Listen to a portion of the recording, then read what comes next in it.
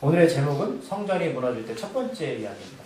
그래서 마태복음 24장이 너무 양이 많아서 제가 군데군데만 읽었고 전체적인 내용을 설명해 드리고 다음 주에 지난주 말씀 무화과나무 넘어갈 거예요. 자, 오늘 어떤 말씀이냐면 예수님이 성전에 들어가셨다 예배를 드리고 이제 나오셨어요.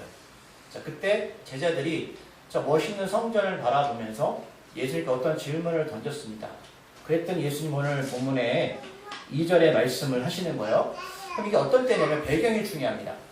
자, 예수님은 어느 때냐면 십자가에 죽으셔야 되기 바로 전에 6월절이 되어서 예루살렘 성으로 들어가셔서 예배를 드릴 때입니다. 그러니까 6월절 어린 양 사건은 제가 몇 번 말씀드렸기 때문에 더 이상 설명해 드리지 않을게요. 그러니까 예수님 반드시 6월절 날 피 흘려 돌아가셔야 됩니다. 그 당시에 예수님이 이제 얼마 남지 않으셨어요. 그때 예배를 드리시고 이제 나오시는데 제자들이 그 성전을 바라보는데 이 성전은 당연하게 예루살렘 성전인데 예루살렘 성전은 지금 세 번째 성전입니다. 첫 번째 성전은 솔로몬이 지었던 성전, 굉장히 의리했고 멋있는 성전이었고, 두 번째는 죄로 인해서 바벨론 포로로 끌려갔다가 돌아오면서 수르바벨에서 지었던 두 번째 성전이 있었는데 이 성전은 그렇게 솔로몬 성전처럼 멋진 성전이 아니었습니다. 왜냐하면 예루살렘이 다 파괴되었고 재물도 없고 인력이 없어서 하나님께서 산에 가서 나무를 쳐 이렇게 해서 하나님 거짓 처소로 만들어 드는데, 그러고 나서 이제 로마의 핍박을 받을 그때에 정치적인 부분에 여러 가지 문제가 생겨서 이제 헤롯이라는 사람이 또 많은 사람도 같이 멋있게 이렇게 성전을 지었습니다. 이 장면이요. 그러니까 우리가 이 성전 여러분 좀 이미지 그리셔야 돼요. 서울의 사랑의 모 교회 성전 가보신 적 있어요? 이름 다 나왔어요 벌써. 저 한 번도 안 가봤는데 그 성전에 가보신 분들을 들어보면 그 건물 자체 압도를 당한대요. 전체가 원래 여러분 처음에 지을 때 다 유리로 되어 있어가지고요. 주변에 뭐 보건도 있어가지고 항의가 들어왔대. 왜? 낮에 빛이 비치면 사람들이 그 빛 때문에 일을 못한다고 그래서 지하에 또 불법으로 건축을 했죠. 그리고 허물지 않고 있어요. 여튼 간에 그 안에 들어가 보면 의리의리하대요. 멋있고 수많은 사람 예배를 드리니까. 그럼 그런 거예요. 자, 우리가 같이 거기 오늘 예배를 드렸습니다. 멋있게 오케스트라 같은 멋진 분들, 또 거기 보면 뭐 루이비통도 있고 또 멋있게 차를 타고 오시는 많은 분들이 있을 거예요. 물론 가난한 분들도 계실 거예요. 그런데 예배를 드리고 나오는데 옆에 있는 분이 그러는 거예요. 이봐요. 그러니까 저 건물을 돌 하나도 남기지 않고 예수님이 무너뜨리는데요. 누가 그래요? 여러분 어떻게 반응하시겠어요? 말도 안 되죠. 저 건물이 여러분 자기는 1000억이 넘는 걸 알고 있어요. 그 건물이 어떻게 돌 하나 남지 않고 무너뜨릴 수 있을까요? 그러니까 지금 예수님이 2절에 그 대답을 하시는 거예요. 읽어볼게요. 대답하여 이르시되 너희가 이 모든 것을 보지 못하느냐? 내가 진실로 진실로 너희에게 이르노니 돌 하나도 돌 위에 남지 않고 다 무너뜨려지리라. 아멘. 자, 그러면 1절과 2절에 뭐가 빠졌냐면 이 제자들이 예수님한테 저 멋진 성전 건물을 가리키면서 어떤 이야기를 했는지 알 수가 있어요. 예수님 저 건물 참 초라하죠? 예수님 저 건물 너무 이렇게 아쉬워 이런 이야기 했을까요? 아니죠. 예수님 저 건물 보세요. 몇 년에 걸쳐서 우리가 갖고 있는 최고의 곳을 하나님께 집을 드렸습니다. 멋있지 않아요? 이렇게 질문을 던졌겠죠. 그러니까 그 질문을 던진 예수님이 뭐라고요? 너희가 이 모든 것을 보지 못하느냐? 내가 이 건물을 돌 하나도 남기지 않고 다 무너뜨릴 거야. 우리는 이 의미가 어떤 의미인지는 알고 있어요. 그러나 이 당시의 제자들은 예수님의 이 질문이 이해를 못했을 거예요. 그래서 오늘 3절 말씀이 나오는 거예요. 3절 말씀을 읽어볼까요? 예수께서 감람산 위에 앉으셨을 때에 제자들이 조용히 와서 이르되 우리에게 이루소서 어느 때에 이런 일이 있겠사오며 또 주의 임하심과 세상 끝에는 무슨 일이 있겠습니까? 아멘. 자, 오늘 이 본문은 성경 전체에서 예수님이 이 종말에 관해서 아주 자세하게 기록하신 장면이에요. 그러면 오늘 왜 주님이 이렇게 자세히 기록하셨을까? 말씀드렸지만 이제 예수님은 십자가에서 죽으셔야 돼요.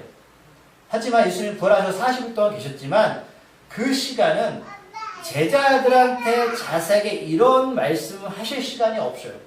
그렇기 때문에 지금 예수님은 죽기 전에 이들에게 앞으로 일어날 일을 자세하게 설명한 이유는 우리가 지난주 말씀을 나눴지만 지금 제자들은 홀로서기 해야 됩니다. 그럼 예수님이 이제 죽으시고 부활하실 텐데 그럼 제자들이 이 땅에서 무엇을 해야 될까요? 고민이 됐겠죠. 그것을 가르치시는 거야. 우리가 종말이라고 말하지만 우리가 종말을 두려워할 것이 아니고 종말이 오기 전에 우리는 무엇을 할 것인가? 여러분들 정체성을 찾으셔야 돼요.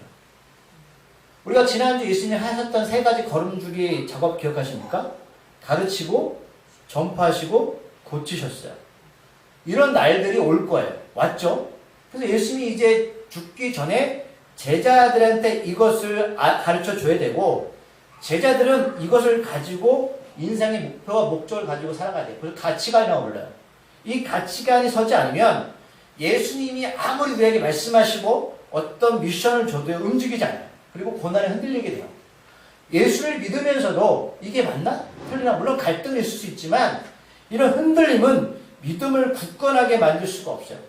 그래서 예수님 지금 죽기 전에 제자들한테 앞으로 일어날 일들을 말씀하시면서 그러면 너희들이 이 땅에서 무엇을 할래? 이것을 말씀하시는 거예요. 여러분들 종말을 두려워하지 마세요. 종말은 올 건데 우리는 종말에 매몰돼서는 안 돼요. 이단 사이비들은 거기 매몰되죠. 재산 팔고 집 팔고 이게 아니라 그럼 우리는 뭘 해야 되죠? 우리 남은 자들은 뭘 하고 계실 거예요? 이 부분을 분명히 여러분 배우셔야 된다는 거예요. 그래서 예수님이 이렇게 자세하게 이 말씀을 아주 의리의리한 성전 앞에서 말씀하시는 거예요.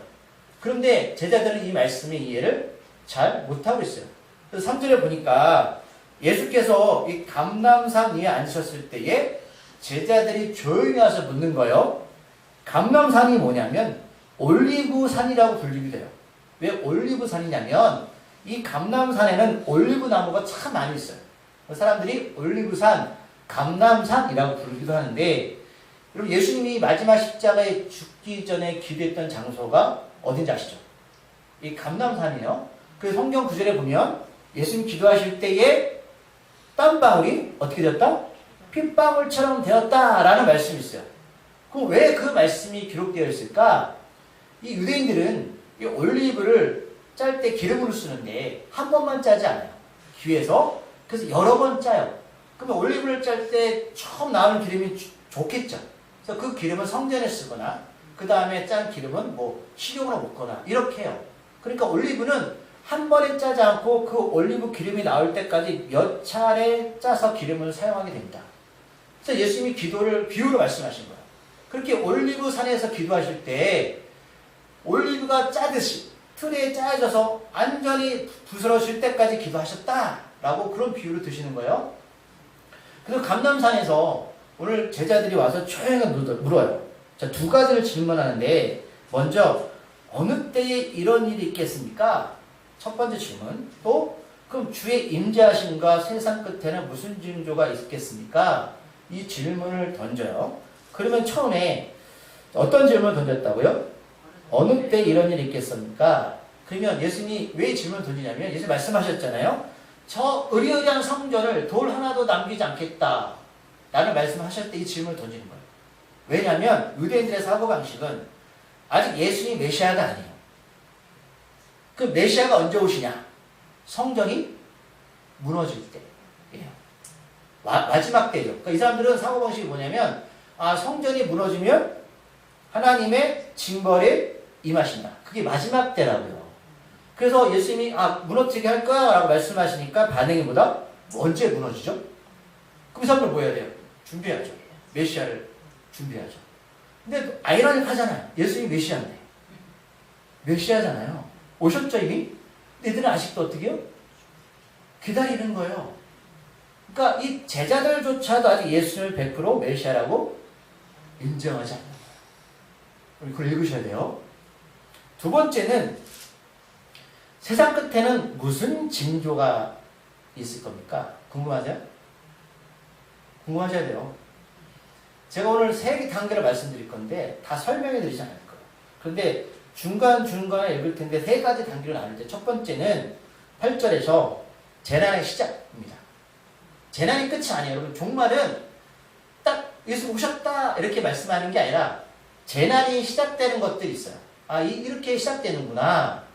그 다음에 2번째는 14절에서 끝이 옵니다. 근데 이 끝이 오는데 그냥 오는 게 아니라 15절에서 그러므로라고 말씀하고 있죠. 자, 오늘 15절 전에는 굉장히 우리가 추상적인 거야. 그걸 이렇게 말씀을 드릴 거예요. 추상적인지. 그런데 15절에서는 끝이 오는데 이게 이런 식으로 확실하게 가시적으로 보이는 거예요. 그러면 목사님 전에는 뭐 시작할 때 전쟁 기간 일어나지 가시되는 거 아닌가요? 그럼 전쟁 겪으셨어요? 옛날 전쟁 없었나요? 사람들 이상한 게 여러분 지금도 전쟁 일어나요. 우크라이나 러시아 전쟁 뭐 전쟁 일어나면 막 종말이 왔다. 여러분 종말 아닙니다. 성경 뭐라 말씀하고 있어요? 재난의 시작입니다. 그건 종말 아니에요. 그런데 여기서 여러분 뭘 끄집어내셔야 되냐면 4절과 5절에서 시작할 때 미혹이라는 단어가 반복되어져요. 미혹. 미혹이 뭐냐면 이건지 저건지 모르게 만드는 거예요. 사람은. 이건 영적인 거라고요. 보여요 안 보여요? 보이지 않아요. 그럼 제가 오늘 성경 제목이 주제가 성전이 무너질 때요. 예를 들어 시작하시죠. 성전이 무너질 때. 성전이 무너지면 메시아가 오시니까. 우리 성전이 있잖아요. 또 서울과 의리한 성전이 있잖아요. 그게 어떻게 무너져요? 뭐 부셔야 예수님 오시나요? 그 뜻이 아니라 재난의 시작은 교회 공동체에서 첫 번째 영적으로 미혹한 영들이 설치기 시작할 거예요. 여러분 이 종말은요. 교회 밖에서 일어나지 않아요. 이거 뭐 전쟁 기근이요? 눈에 보이는 거예요. 이거는 그냥 역사, 흐름, 사람의 역사 가운데서 일어난 것 뿐이라는 걸 여러분 기억하셔야 돼요. 이게 아니에요. 우리 안에서 일어난다고요. 성전은 예수님이시고 성전은 건물이긴 해요. 영적인 거. 미혹하는 영들이 일어납니다. 그건 재난의 시작일 뿐이에요. 우리 가운데서. 아셨죠? 자, 두 번째는 아까 읽었던 14절에서 온 세상에 전파되리니 그제야 끝이 오리라. 갸우뚱하실 거예요. 저도 이 말씀을 준비하면서 굉장히 고민을 많이 했던 부분입니다. 우리가 생각하는 모든 민족에게 복음이 전파되었을까요? 지금? 전파되었을까요? 이런 지금 미디어가 많이 발전해 있잖아요. 그렇죠? 근데 사실 예수님이 말씀하실 때는 성전이 무너질 거라고 말씀하실 때는 사실 예수님이 33년 사셨는데 AD 70년에 제가 몇 번 말씀드렸어요. 로마 장군 티토에 의해서 성전이 무너집니다. 완전히 무너져요. 그래서 통곡의 병만 남았어요. 그럼 예수님 오셨어야 되잖아요. 안 오셨죠? 그럼 예수님 말씀이 틀린 거예요? 아니라는 거예요. 제가 말씀드렸지만 이것은 외형적인 건물을 말씀드리는 게 아니에요. 이미 AD 70년에 예루살렘 성전은 돌 하나도 남기지 않고 다 파괴되었어요. 이미. 그때도 오시지 않았어요. 그리고 계속해서 뭐가 일어나요? 기근과 전쟁이 계속 일어나고 있죠. 그리고 뭐가 시작됐냐면 로마로 카톨릭이 시작됐습니다. 세속화가 됐습니다. 그 루터가 종교개혁을 했죠. 여튼간에 그 역사 흐름 가운데 교회 안에서 이런 일들이 계속 일어나면서 뭐가 정착이 됐냐면 미혹의 영들이 계속 활동하고 있다고요. 이게 바로 재난의 시작이었고 그래서 우리가 이것을 지금 겪고 있어요. 그런데 말씀드렸지만 14절에서 복음이 지금 선포되었을까? 끝까지? 여러분 우리가 크리스천 투데이라고 제가 조사해 보니까 2021년도에 전 세계적으로 아직까지 복음이 전파되지 않은 게 1.5% 된다고 합니다. 금방 오겠네요. 그죠? 나도 들을 수 있잖아요. 근데 말씀을 잘 보셔야 돼요. 자, 왜냐하면 우리가 생각하는 복음은 사람들한테 예수님을 전해서 믿으세요? 안 믿으세요? 안 믿었어요. 그럼 복음이 전해진 거야? 안 전해진 거야? 물론 전해졌죠. 그러나 오늘 말씀해 보면 뭐가 계속 반복되냐면 24장에서 거짓이라는 말씀이 많습니다. 거짓. 거짓이 뭐죠? 복음도 거짓이 있어요. 그리고 12절에서 불법이 성함으로 많은 사람의 사랑이 식어지니라. 쭉 얘기 나오다가 우리가 얘기했던 것. 사람의 사랑은 뭐죠? 예수님의 사랑을 받아야 되죠. 회개하지 않는 자들이 더 많아진다는 거죠. 왜 사람들이 회개하지 않느냐면 교회 공동체 안에서 거짓된 복음이 선포되어지기 때문에요. 그럼 사람들은 회개할까 회개하지 않을까요? 회개하지 않죠. 그러면 교회에서 무슨 얘기를 하냐면 성공적인 이야기, 잘 사는 방법 이런 이야기를 해요. 여러분 목사님들 설교를 잘 들어보세요. 소위 말하는 잘 나가는 목사님 다 그런 건 아니지만 저도 설교를 많이 듣는데 세련된 복장을 하고 나와서 멋있게 설교를 해요. 멋있는 강대상에서 조명을 받아가면서 설교를 듣습니다. 예수가 없습니다. 여러분 그걸 잘 분별하셔야 돼요. 근데 사람들은 거기에 호응해요. 환호합니다. 그리고 교회는 사람들이 많아져요.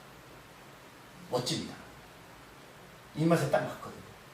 여기서 불법이 성하다는 건 하나님의 의가 아닌 다른 것들이 선포되어지기 때문에 교회 공동체 안에서 회개 역사가 일어나자 결국 예수의 사랑이 없어집니다. 그렇기 때문에 13절에서 끝까지 견디는 자는 구원을 얻는데 왜 끝까지 견딜 수밖에 없냐면 거짓된 것들이 미혹의 영들이 설치기 시작합니다. 그리고 지금 세상 끝까지 복음이 전파되지 않았다고 하는 그 1.5%라고 말하지만 여러분 많은 사람들이 그릇된 복음에서 살고 있어요. 우리조차도. 우리가 예수를 믿으면서 여러분 어떤 가치관과 정체성을 가지고 살고 계시나요? 제가 서두에 말씀드렸지만 지금 예수님이 제자들한테 이렇게 장황하게 마지막에 말씀하신 이유가 뭐라고 생각하시나요? 말씀드렸죠? 너희 뭐 할래라는 거야. 어떻게 살래? 나 이제 너희 옆에 없어. 분명히 내가 다시 올 건데 너희들은 어떤 사명을 갖고 이 땅에 살아갈래? 라는 거예요. 우리에게 대묻고 계신 거예요. 근데 예수를 왜 믿고 있니? 어떻게 살아갈 거야? 근데 우리가 여전히 교회 공동체에 들어와도 이게 진짜인지 가짜인지 구분도 못하고 여전히 미혹된 영에 사로잡혀서 하나님의 영이 아니라 사단이 주는 거짓된 복음을 가지고 여전히 거짓이 진짜인 것처럼 살아간다면 우리는 아직까지 땅까지 복음이 전파된 게 아니에요. 왜? 내가 가르치고 전파하고 고쳐야 되는 그 대상들이 남아있는데 내 걸음주기 작업을 못하고 있다. 아직까지. 그래서 끝에 일어나는 모든 일들은 결국 사람들은 사람을 사랑해요. 예수보다 자기를 더 사랑해요. 목사가 예수보다 저를 더 사랑해요. 하나님의 사명보다 제가 제 성공과 제 안위와 자본주의적 생각을 가지고 물질적에 더 목을 메고 살아요. 거짓 목사님. 교우들이 교회 안에 들어오지만 말씀드렸지만 하나님 우리에게 주신 사명의 미션에 관계없어요. 거짓 복음입니다. 자기 사랑, 자기 의존. 우리가 왜 전도하죠? 그들을 예수님 이름으로 사랑하기 때문에 그렇죠. 안 하죠. 그들에게 예수를 전하는 게 아니라 세상을 전합니다. 여러분 그래야 끝이 오는 거예요. 그래 끝이 온다고요. 보여 우리 안에 또는 우리가 밖에서 나가면 교회 안에 그 교회가 크고 작음의 문제가 아니라니까요. 이거는 그래야 예수 오십니다. 그러나 이거는 굉장히 추상적으로 말씀드렸어요. 뭐 전쟁장도 기분도 나고 뭐 나도 사랑할 때 있죠. 이게 진짜인지 아닌지 모를 때가 있는데 15절부터 읽었던 25절 중간중간의 말씀은 이제 가시적인 일들이 벌어질 건데 이때는 정말로 분별하셔야 돼요. 자, 그러므로는 앞에 있는 것들이요. 그러므로 이 모든 것들이 일어날 거야. 우리 안에서. 그런데 이 일은 그러므로 이제 15절 이후부터는 실제적인 일들이 우리한테 보일 겁니다. 자, 15절 말씀을 읽어볼게요. 너희가 선지자 다니엘이 말한 바 멸망에 가증한 것이 거룩한 곳에 선 것을 보거든 읽는 자는 깨달을 진정. 아멘. 자, 읽었으면 깨달아야 되는데 자, 예수님이 이 말씀을 하실 때는 다니엘은 한참 전의 사람이죠. 이 말씀은 다니엘을 인용하신 말씀이에요. 그러면 자, 다니엘 때로 돌아가 보자고 읽을 텐데 그럼 다니엘이 이 말씀을 선포할 때는 다니엘 때 사람들이 이해했을까요? 이해 잘 못하죠. 그러면 예수님이 말씀하실 때는 이해가 좀 됐을 거예요. 왜? 이미 흘러간 역사이기 때문에. 이해하세요? 다니엘 때 이 말씀할 때는 다니엘 때 사람들이 이해를 잘 못했다고요. 그러나 예수님이 다니엘 때는 전 역사니까 이야기할 때는 어느 정도 이해가 더 빠르죠. 그럼 지금 지금 우리가 이 예수님의 다니엘 때 이야기를 들으면 또 이해가 빨라야 돼요? 안 해야 돼요? 빨라야 되죠. 왜? 역사 흐름이 몇천 년을 흘렀단 말이죠. 이해하셨죠? 자, 그럼 선지자 다니엘이 이 일을 예언했는데 오늘 말씀이 뭐냐면 거룩한 곳이 있는데 이 거룩한 곳에 멸망에 가증한 것이 설 것이다. 이건 보이는 거예요. 그럼 이렇게 되면 구체적으로 도망가라는 건데 죄송하지만 여러분 이때 믿으면 늦어요. 예수 믿는 게 내가 믿고 싶어서 믿어지는 게 아닙니다. 그럼 구원이 그렇게 일어나는 게 아니라 막 믿고 싶으면 믿어지고 믿기 싫으면 싫어지고 그럼 저는 지금 어떨 땐 예수님 믿기 싫을 때도 없어요. 그래서 제가 예수님 버리고 싶어도 버릴 수가 없다고요. 제가 목사직을 버리고 내가 뭐 이걸 다 버리고 그냥 돈 벌겠다 할 수가 없어요. 하고 싶어도 못해요. 그럼 한번 작심하고 해보세요. 정말 예수 영접한 사람은요 하고 싶어도 못한다. 무슨 얘기냐? 이거는 내 마음대로 되지가 않아요. 그럼 확실한 것은 거룩한 곳에 멸망에 가증한 것이 있으면 도망가라는데 그러면 멸망한 가증한 것이 뭐냐를 알아야죠. 두 번째는 거룩한 곳 이게 뭐냐 어떤 장소냐 이 두 가지만 알면 우리는 미리 준비할 수가 있어요. 첫 번째 그러면 다니엘이 무슨 얘기인가 말하죠. 다니엘에서 띄워놓으시고 11장 31절 말씀 읽어볼게요. 1252쪽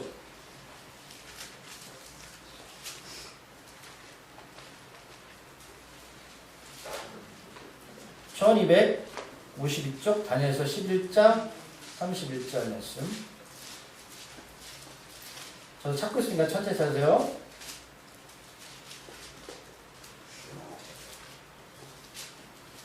자, 찾으셨나요? 7개 시작. 군대는 그의 편에 서서 성소 곧 경고한 곳을 더럽히며 매일 드리는 제사를 폐하며 멸망하게 하는 가지한 것을 세울 것이며 아멘. 말씀드렸지만 예수님이 지금 다니엘서를 인용하고 있고 예수님이 말씀하실 때는 어느 정도 이 일이 일어난 후이기 때문에 이 제자들이 의미를 알고 있어요. 자, 군대는 그의 편에 서서 그의 편이 뭘까요? 하나님 반대됩니다. 적그리스도 성소, 하나님의 성소, 곧 견고한 것을 더럽히고 매일 드리는 제사를 폐하며 멸망하게 하는 가증한 것을 살 것이다. 이 군대가요. 우리가 사단을 군대라고도 불러요. 근데 이 군대는 사단을 말하는 건 아니었어요. 실제적인 사건이었어요. 일단 말씀드릴 거고 또 12장 11절 다니엘서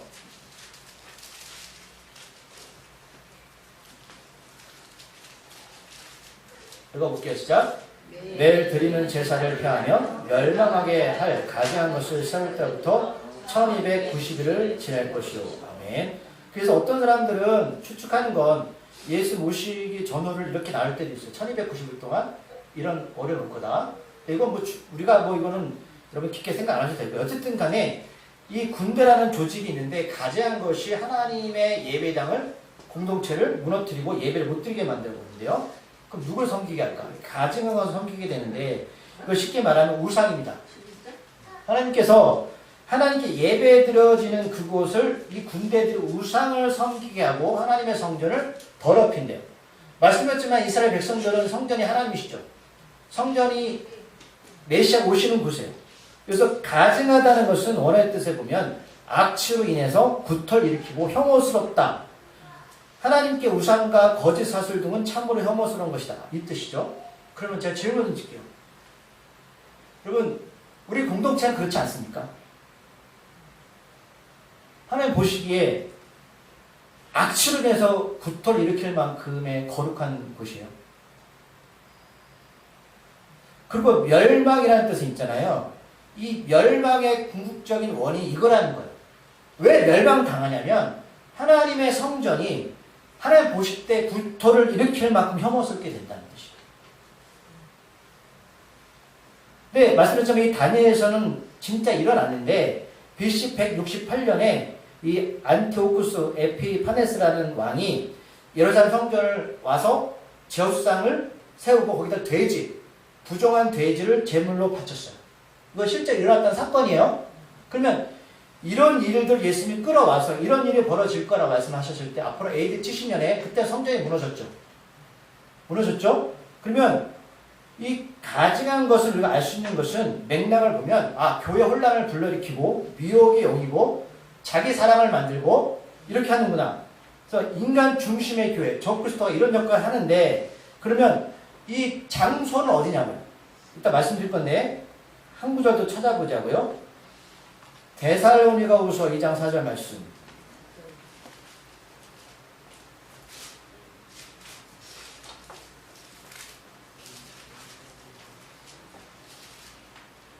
(2장 4절) 찾으셨나요? 자, 334쪽 읽어볼게요. 시작. 그는 대적하는 자라 신이라고 불리는 모든 것과 숭장을 받는 것에 대항하여 그의 자기를 높이고 하나님의 성질하는 자 자기를 하나님이라고 내세우리라. 아멘. 이 가증한 것이 이 역할을 하는데 하나님의 성전에 자기가 앉아서 자기를 하나님이라고 말할 거예요. 근데 사람들이 구분하지 못해. 왜? 미혹영 때문에. 이게 하나님인지 진짜인지 아닌지 몰라요. 그런데 그러면 이 가증한 것이 성전은 확실하죠. 우리가 알고 배운 건 성전은 두 가지가 있어요.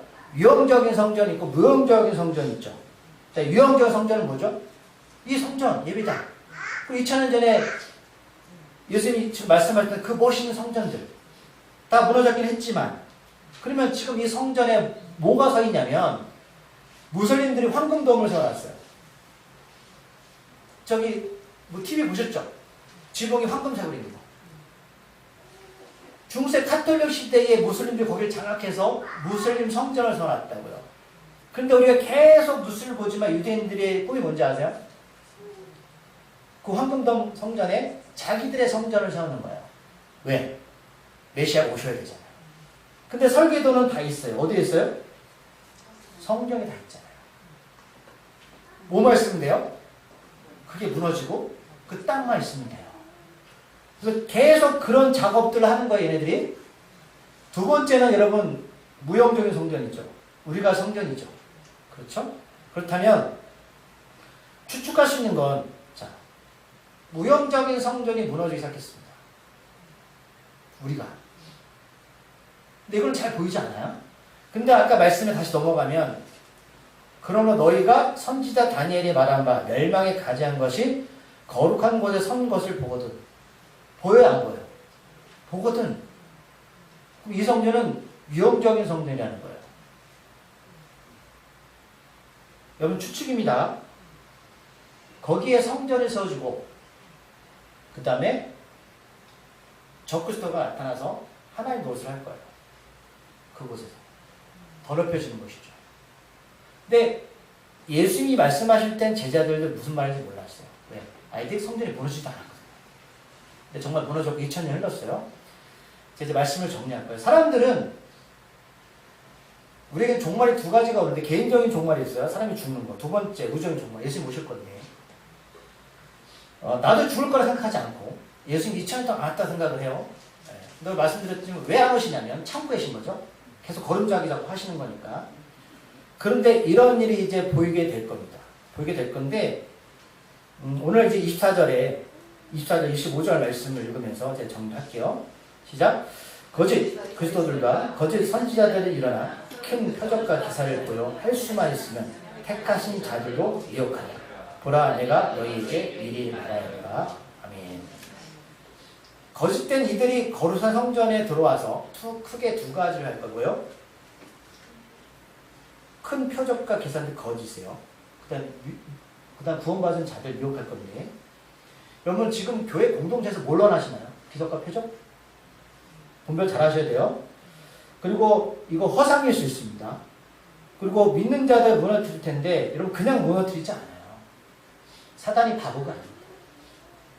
우리를 미혹해서 끌고 간다고. 우리가 추구하는 것들, 우리가 좋아하는 것들, 오늘 예수 십자가 관계없는 것들을 가지고 미혹할 거예요. 그래서 25절 말씀에서 보라, 내가 너희에게 미리 말했다. 무슨 뜻이요? 예수님 면피하시는 거예요. 다 말했잖아. 그런데도 뭡니까? 나 이야기했다? 이 뜻이에요. 제 말씀을 이제 정리할 겁니다. 여러분, 제가 세 단계로 지금 갈 텐데, 가고 있어요. 근데 마지막 때 그러므로는 확실하게 이런 현상이 일어날 겁니다. 이건 우리가 볼 수 있어요. 근데 사람들이 보고서도 믿지 못해요. 미혹 때문에. 그리고 그들이 큰 기적과 표적을 베푸는 것에 마음이 쏠려 있어서 영적으로 깨닫지 못해요. 그래서 우리가 옷에 허리띠를 띠고 등불을 켜고 기다리셔야 됩니다. 이건 하루아침에 여러분 이해할 수 있는 상황이 아니에요. 자, 앞에서 말씀드렸죠, 여러분. 종말을 덜하지 마십시오. 종말에 너무 인생을 쓰지 마세요. 준비하는 자들 여러분 종말을 감사하게 받으시면 돼요. 감사하지 않으세요? 힘든 세상. 정말 하나님 나라 가는 게 여러분 기쁜 일이죠. 하지만 마음껏 사랑하십시오. 네, 사랑하셔야 돼요. 그게 우리의 사명입니다. 그리고 이런 일이 벌어지면 그럼 빨리 준비하셔야 되는 건데, 저도 이런 일이 언제 일어날지 모르겠는데 제가 볼 땐 시간이 그렇게 많지 않은 것 같아요.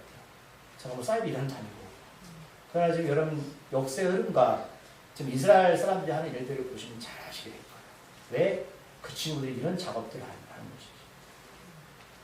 그걸 읽으셔야 된다. 우리는 거기에 너무 현혹되지 마시고 예수님만 잘 믿으시면 됩니다. 기도하시겠습니다. 하나님, 이 마지막 때는 성전이 무너질 때입니다. 하나님이 세우신 이 성전에 멸망의 가장 것이 들어와서 이 성전을 무너뜨릴 겁니다. 유형적인 교회를 무너뜨리고 하나님의 성전인 무형적인 우리를 무너뜨리게 됩니다. 그들은 유효경을 갖고 와서 불법으로 우리를 무너뜨리게 될 것입니다. 큰 기적과 표적을 통하여서 택하신 사들을 무너뜨리게 될 것입니다. 한 우리가 예수님 말씀, 보라 내가 너희에게 미리 말하였노라. 이 뜻은 우리가 보고 깨달으라는 겁니다. 그렇다면 우리가 이 천년의 흐름, 이 시간을 바라보면서 앞으로의 개인적인 종말, 우주적인 종말을 준비하는 자 되게 하여 주시옵소서. 우리의 가치관과 정체성이 하나님 앞에 올바른 자 되게 하여 주시옵소서. 예수님의 이름으로 기도드립니다.